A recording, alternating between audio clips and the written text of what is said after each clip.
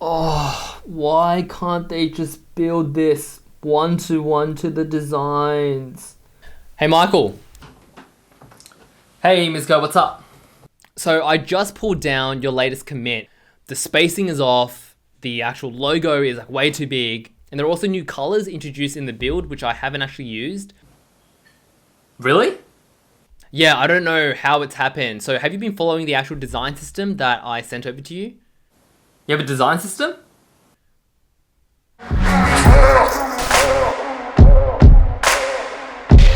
What's up, beautiful people? It's Misko here, and today in this video, I want to help you solve that painful process of getting your designs implemented with developers and how you can streamline that process with a world-class and industry-leading tool. Now, as a designer or a developer, I know for a fact that you already know how difficult it is throughout this process.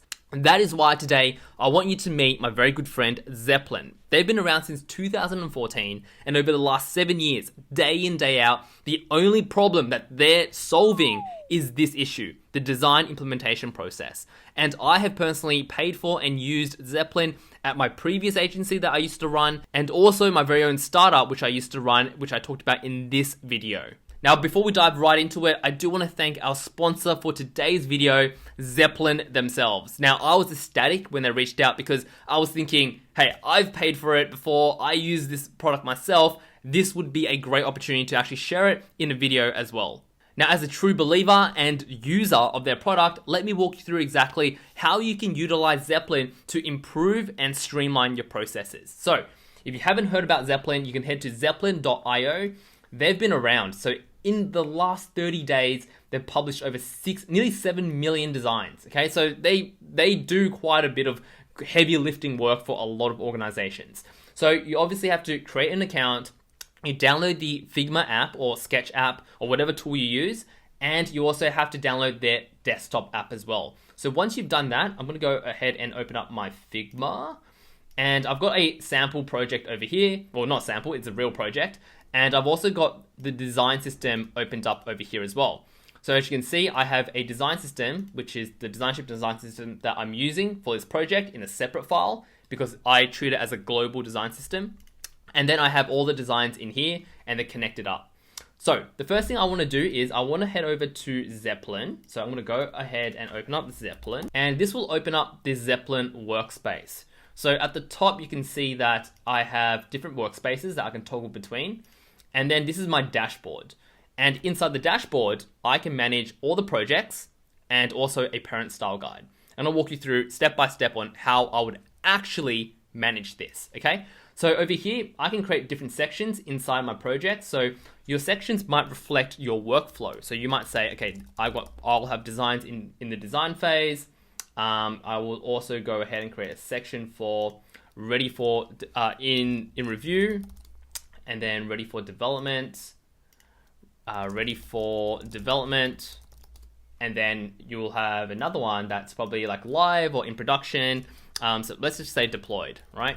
Deployed. And you can move these up and down. So if you want to move design at the top and then you want to cascade down, you can do that as well, which is great. Perfect. And in here, I'm going to go ahead and create a project. So the project that I have in here is called Bluestock project. So I'm going to go ahead and create a project. It's for the web. You can do iOS, you can do Android. It's powerful, this tool. I can't wait to show you guys exactly how this works. So I'll label this as Bluestock as a project, and then I'm going to click back, and you can see that the project appears over here. So I'm going to move that project up into InDesign. And the great thing about this is you can also tag this over here. So you can tag this specific project depending on where it's at. So you can click customize. You can go and add a new one for, let's just say, deployed as well. So you can reflect this as design. And then the second one is, design already exists. Review, ready for development, and then deployed. Cool. So then this one is going to be in design. All right. Now, once that's done, you can also go into your style guides and you can see that you can set up a parent style guide. Now, I like to think of it as a global design system. So obviously, if you are working within an organization, you might have a design system that has all the atoms and molecules. So everything that is global across all the different projects. But then you might have a specific project that has their own components, and that would be localized within one specific project. So from here, if I want to go ahead and create a global design system or style guide, if you will, I can click on create. I can create a base platform free, right? So it doesn't matter what platform it's going to be on. Could be iOS, could be web or whatnot. And in here, I can now go ahead into my Figma. I can go ahead into my actual design system. I might go to colors. You'll have to turn your frame, right? Your frame into a component, because you have to upload components into your style guide over here. So I've turned it into a component, and I'm going to hit export this. Perfect. So you'll notice that Zeplin will pop up once it's done. I'm going to toggle back over to my designership workspace. I'm going to head over to style guides, and you'll notice that this style guide has been created. We'll have to rename that. I'm going to hit export.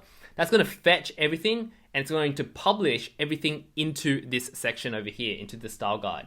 Now you'll see a green tick, beautiful green tick, and Zeplin will signal to you that there are 2 updates over here. So you can see that it pulls through all the actual colors that were used inside this file automatically. So I can add all these colors over to this parent style guide. And then I can also go ahead and add all these text styles into this parent style guide as well. So add all text styles, boom, boom. And you can see now I have all the different text styles used in my design system, all done without me fiddling around with anything. Now you can also see that you can associate and create your own token system for spacing. Now, if you don't know about token systems, in a very summarized way, a token system is really to help you define specific measurements for your design system so you keep them consistent. And when you reference them in the actual development world, you can simply use the naming convention that you have created. For example, spacing extra small is always going to be 4 pixels, and spacing medium is always going to be 32 pixels. Some organizations use this, some don't. It really depends on the organizations themselves, but if you want to create a token system, you can. And then you can also create a set of components over here. So obviously, because I exported that component over into this section, it pulls through that as a component. So if I want to show you an example, let's say we have some checkboxes, right? We have a checkbox system that we use across the entire site. It's in our global design system, and we want to publish it to the actual parent style guide. So what we can do is I can select this checkbox because it's a component, and I can go ahead and export this, right? I can click export, and that will send us over to Zeplin. I can publish it into the style guide. I can hit export again, and you'll notice that it will pull through all the different variants and all the components from that checkbox into here with a clear breakdown of all the different states and the variants as well, with all the properties intact. So this is a very powerful tool that allows developers to get a better overview of all the different moving parts, but in a single source of truth in one place. And it's also tailored for their experience. It's not cluttered with Figma's interface. It's really focused on what the most important aspects that they need. So we can go ahead and just rename this to Global Design System, just because I like to call it a global design system. And we'll go back to style guides. And that is pretty much setting up the entire project on a sort of project level. So I'm going to move this project back into, let's just say it's ready for development. That's why we're uploading our designs. So I'm going to go ahead and click into Bluestock, this project, and this takes us into the project dashboard. Now here you can manage everything to do with a specific project. So I'm going to go back into my Figma, and let's head over to our project. And let's say this project is somewhat complete now, and I want to upload or publish all these designs into Zeplin because I want the developers to be able to start inspecting it and start building out some of the components. So I can highlight all the designs that I want published, go to plugins, go to Zeplin, and what I can do is I can just simply hit export. Perfect. So once that's all done, obviously Zeplin will pop back up. You're in projects, and I'm going to publish these final desktop designs into my project itself. And this is going to publish all the final designs into my project dashboard with the progress bars on the right hand side. You can see them pop in as they complete. And I'm impressed by the speed as well, because these are larger files as well. I noticed that in my Figma file. And you can see that everything's popping in. Perfect. So here, when you are hovering between these different screens, you can see that there is a blue line. So obviously, if you want to start managing this in a more structured way, you can. So I might say this is the homepage flow, and then I might break this up and say this is the actual search results. And then we might say this is the checkout flow, sorry, and we also have a careers page or become a operator. Cool. So you can break things up like that.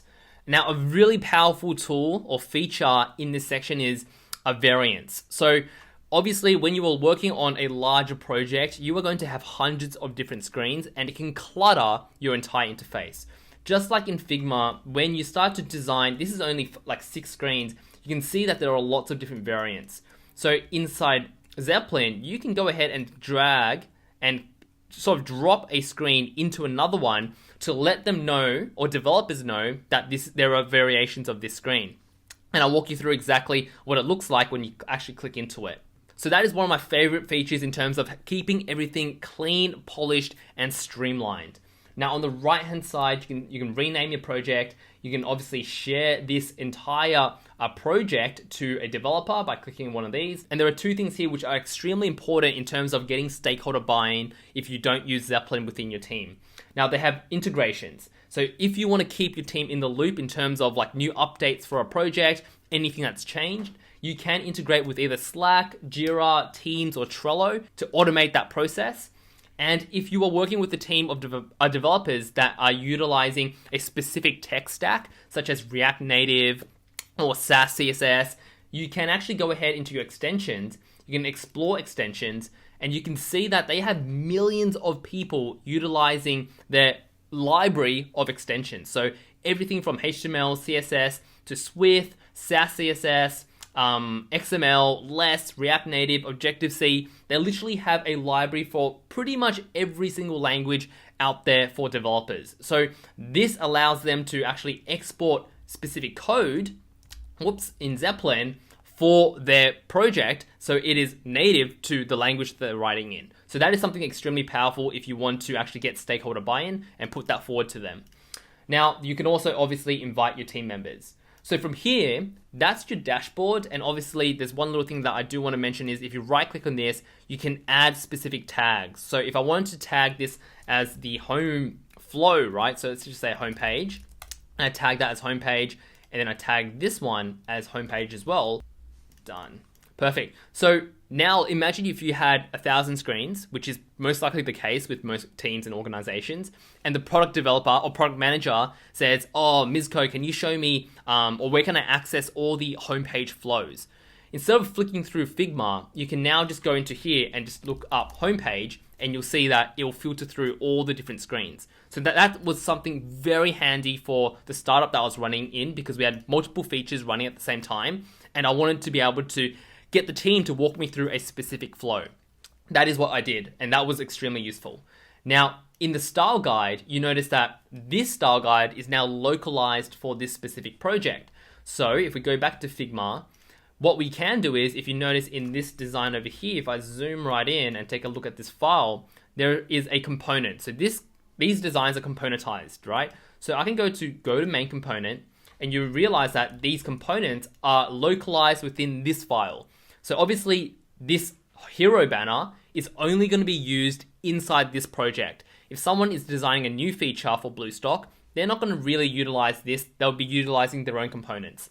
So what you want to do is, I can go ahead and highlight these localized components, and I can actually export them, right, into that specific project. So when I hand over that project to a developer, they have all the screens and now all the components that they need to focus on without the clutter of everything else.